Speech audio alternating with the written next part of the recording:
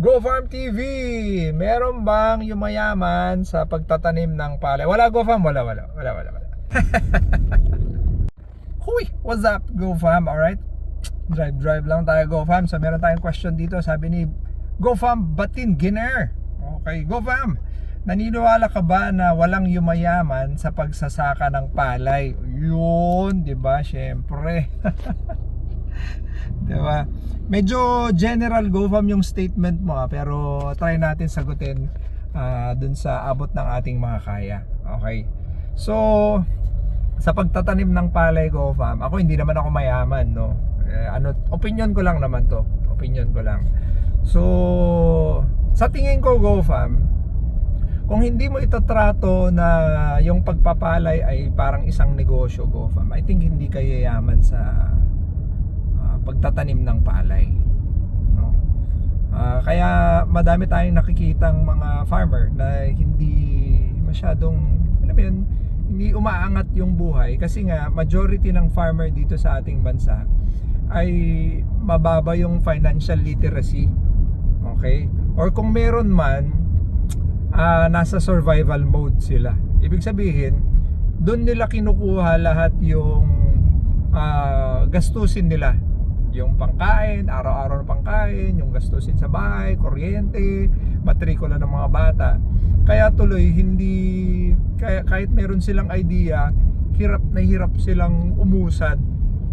Yun, I think yun yung pinaka major cause kaya hirap na maging successful, or sabihin na lang natin yumaman sa pagpapalay. Okay, so kung yun lang yung source ng income mo at hindi mo tinatrato yung pagpapalay na parang negosyo Go Farm, I think mahihirapan kang yumaman. Now, yung question mo naman, kunwari paano pag purely na palay lang talaga? O ayan, kunwari sige, i-treat natin negosyo pero palay lang talaga. Napakahirap Go Farm. Hindi naman siya imposible, pero sobrang hirap.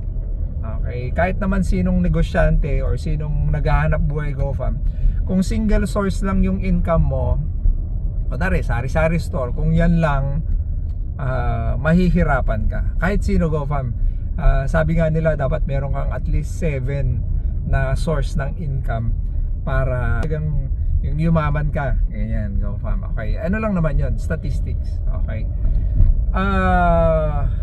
pwede kang yumaman with one condition. Dapat kaya mong mag-scale. Kaya mong magpalaki Go Farm. O, diba? Parang kunwari, sari-sari store.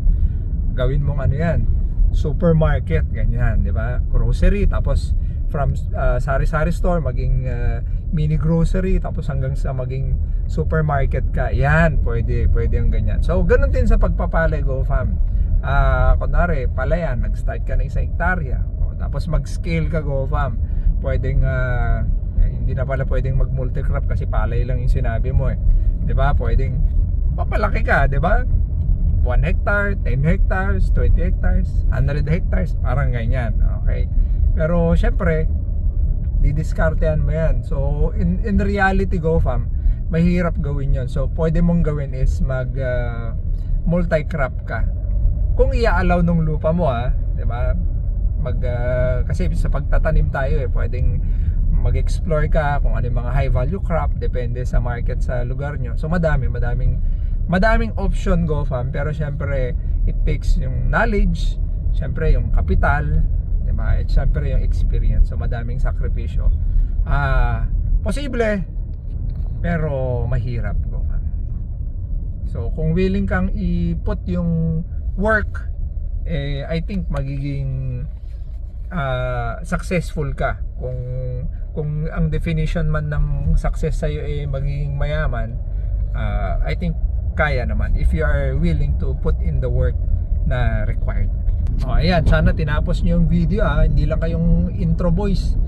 Last time daming nagalit pero kung nakarating ka dito sa part na to, saludo sa'yo Go Farm.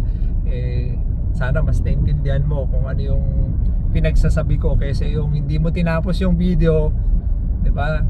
Nagpalting yung lapayag mo, nagalit ka na, nag-comment ka kaagad, hindi mo pinapanood yung buong video, Sayang naman, na high blood ka pa, baka ma-hospital ka pa, kasalanan ko pa yung GoPam.